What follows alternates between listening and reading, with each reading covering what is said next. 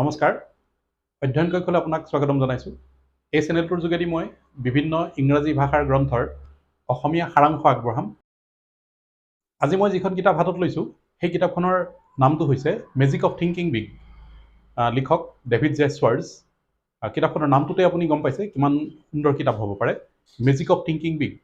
তাৰ অসমীয়া অৰ্থটো এনেকুৱা হ'ব পাৰে যে বৃহৎ চিন্তাৰ যাদু বা বৃহৎ কল্পনাৰ যাদু। কিতাপখন এইখন।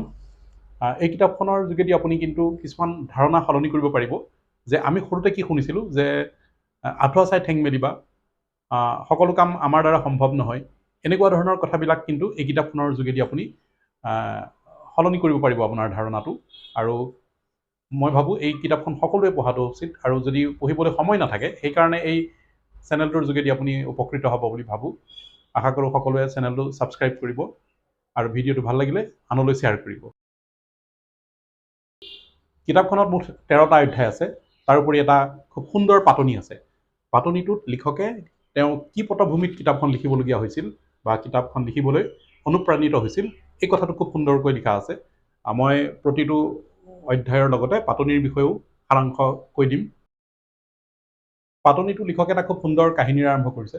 কাহিনীটো এনেকুৱা ধৰণৰ আছিল, এবাৰ লিখক এক কোম্পানীৰ এখন চেলছ এক্সিকিউটিভসকলৰ মিটিঙত উপস্থিত আছিলে, আৰু সেই কোম্পানীটোৰ যিজন ভাইচ প্ৰেচিডেণ্ট আছিল তেওঁক সেইদিনা খুব প্ৰফুল্লিত এক্সাইটেড দেখা গৈছিল।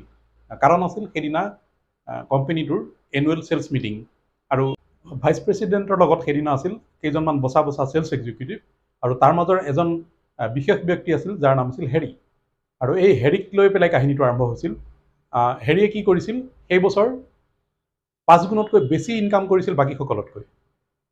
অৰ্থাৎ বাকীসকলে যিমান ইনকাম কৰিছিল তাৰ 5 গুণ বেছি হেৰিয়ে ইনকাম কৰিছিল। গতিকে হেৰিক সম্বৰ্ধনা বিশেষভাৱে জনোৱা হৈছিল। লগতে ভাইচ প্ৰেচিডেণ্টে হেৰিক লৈ পেলাই এটা খুব সুন্দৰ বিশ্লেষণ আগবঢ়াইছিল, আৰু সেইটোক প্ৰত্যাহ্বান হিচাপে বাকীসকললৈ আগবঢ়াইছিল।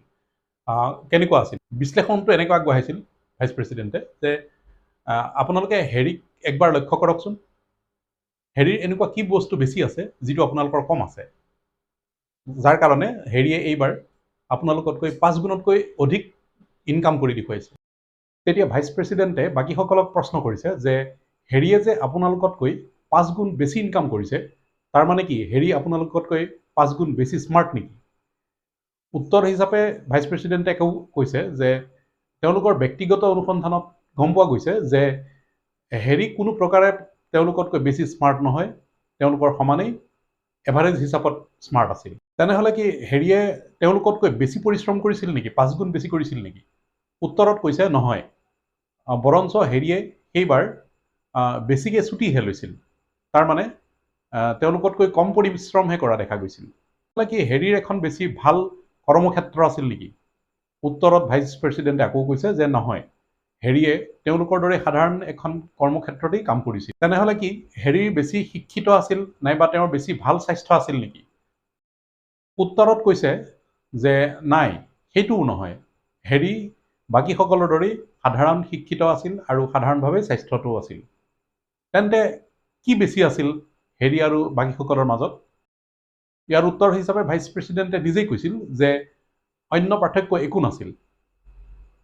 হেৰি আৰু বাকীসকলৰ মাজত এটাই পাৰ্থক্য আছিল যে হেৰিয়ে বাকীসকলতকৈ 5 গুণ বেছিকৈ ভাবিছিল বা 5 গুণ বেছিকৈ কল্পনা কৰিছিল।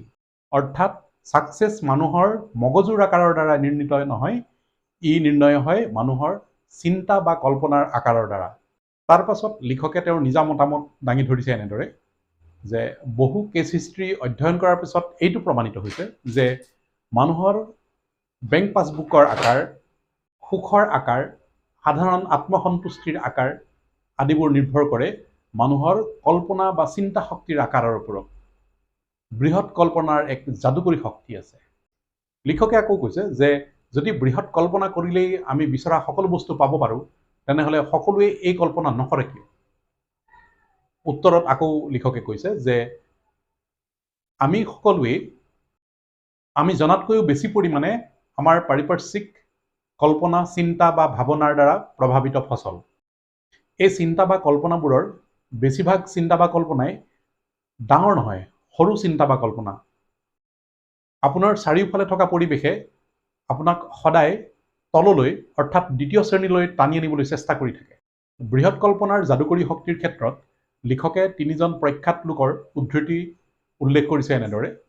প্ৰফেট ডেভিডে কৈছিল যে এজন লোকে তেওঁ নিজকে যি বুলি ভাবে তেওঁ সেইজনেই। মিল্টনে তেওঁৰ পেৰাডাইজ লষ্ট নামৰ কিতাপখনত লিখিছে এনেদৰে, মনটো নিজৰ ঠাইত অটল, ই স্বৰ্গতো নৰক সৃষ্টি কৰিব পাৰে আৰু নৰকতো স্বৰ্গ ৰচিব পাৰে। শ্বেক্সপিয়েৰে কৈছে যে মনে যদি নাভাবে তেনেহ'লে ভাল বা বেয়া বুলি একোৱেই নাই। লিখকে আকৌ কৈছে যে কৃতকাৰ্যতাৰ প্ৰতি অনুৰাগী হোৱাটো এটা আশ্চৰ্যকৰভাৱে ভাল গুণ। পাতনিৰ সামৰণিত লিখকে এনেদৰে উল্লেখ কৰিছে যে যেনেদৰে ঘৰ, দলং, মিছাইল আদি বনাবলৈ সঁজুলিৰ প্ৰয়োজন হয়, ঠিক তেনেদৰে এটা ছাকচেছফুল লাইফ পাবলৈ হ'লেও কিন্তু মানুহক সঁজুলিৰ প্ৰয়োজন।